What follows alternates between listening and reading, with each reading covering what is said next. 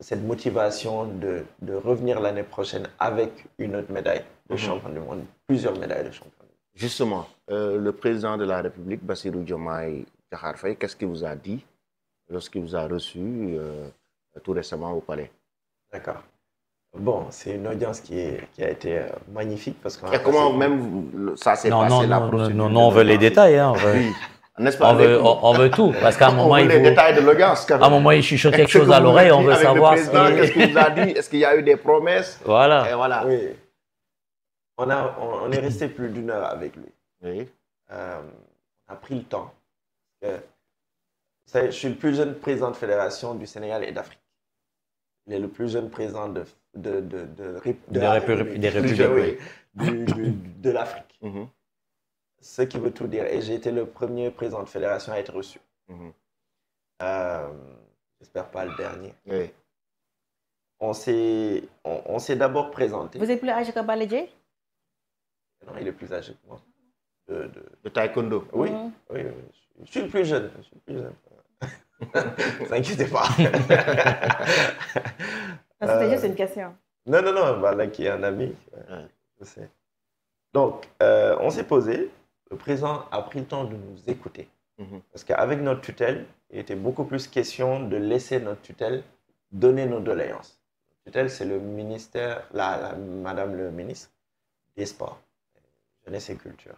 Mais Monsieur le Président de la République a demandé à ce qu'on donne nous-mêmes nos doléances, qu'ils prennent le temps de nous écouter et de prendre note. Parce que ce que vous ne savez pas, ou ce que vous savez sûrement, c'est qu'il est du Viet Vo Dao. Il a aussi fait d'autres disciplines, MMA et autres. Donc il est très au courant de tout ce qu'on fait. Il disait des choses, vous voyez souvent à la télé, on montrait des parties où on rigolait, parce qu'il disait des choses très précises dans les sports de combat. Et on était tellement étonnés, on disait, surpris de savoir qu'il sait tout ça. Ouais. Il disait qu'il restait tard le soir en train de regarder des combats avant sur de l'UFC. Il parlait de toutes ces organisations, la UFC, PFL et autres. Il parlait des choses du MMA que Regrec était en mode waouh, Monsieur le Président. Donc c'est une chance qu'on ait un président de la République et un premier ministre qui viennent des arts martiaux, des sports de combat. Pour nous, en tout cas. Pour nous, voilà, pratiquants, c'est une aubaine pour nous. Voilà. Rêver mieux. Il sera même de comprendre. Avec nos doléances, on a pris le temps d'expliquer les problèmes que l'on rencontre dans les sports de combat. Imaginez un athlète qui part dans ces genres de compétitions. Le per diem, c'est 10 000 francs. Il revient, il n'a rien. C'est clair. Il n'a rien jusqu'à la fin de l'année ou 2 ans après, qu'on donne souvent de petites primes pour les médailles. Donc, ça veut dire qu'un athlète revient, la première chose, c'est Prési, on a quoi? Champion du monde qui revient. Il s'attend forcément. Mais non. Autant alors que les footballeurs. Oui, le paradoxe, le foot, 50 millions, je ne sais pas, un terrain, c'est pas la même chose. On va nous dire, vous ne drainez pas autant de monde et tout, mais pas à fédération égale, mais à sport égal ou au même titre, et ce que le président a rappelé, on va à des zones où on ne connaît même pas le Sénégal. On fait hisser le drapeau national à un niveau max. À Ouzbékistan. En Ouzbékistan. On était à Budapest aussi, j'étais allé, j'ai fait une assemblée générale. On va dans des pays où on ne pense même pas retrouver le Sénégal.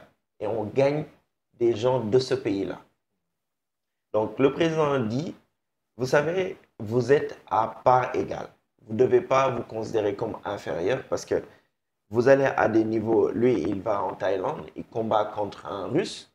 C'était en Thaïlande, je pense. Oui, c'était en Thaïlande, à Bangkok. Oui. À Bangkok, pour gagner contre un Russe. Et après, on voit le drapeau du Sénégal. Donc, ils sont des ambassadeurs.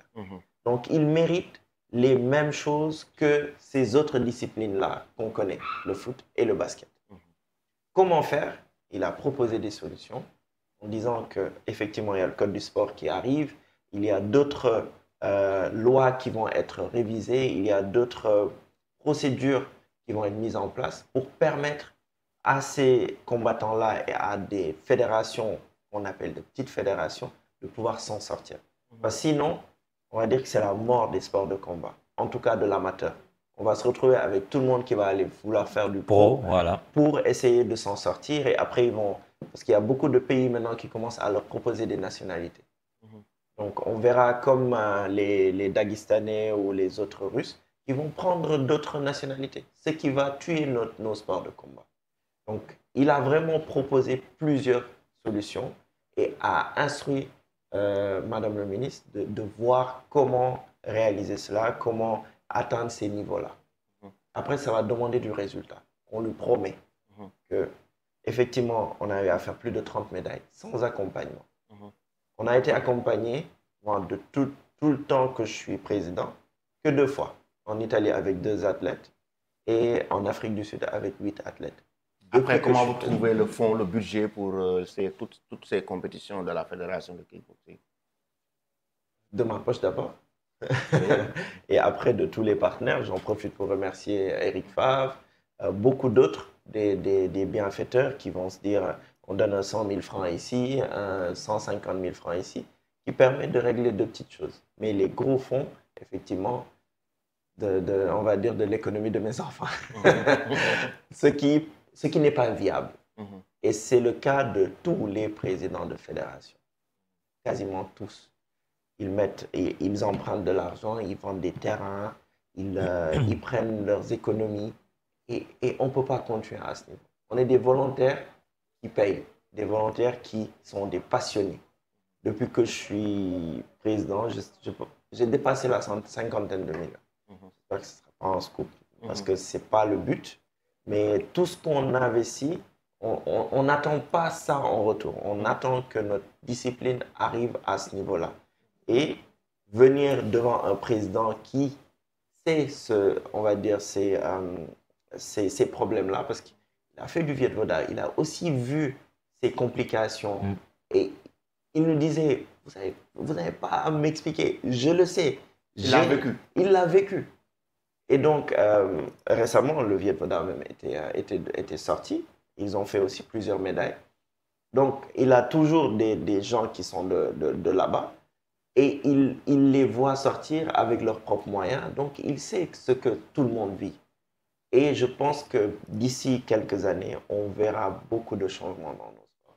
Beaucoup. Moi, en tout cas, j'ai espoir. Et je sais qu'avec ce genre de dirigeants, on va arriver à ces niveaux. Des questions? OK. Donc, qu'est-ce que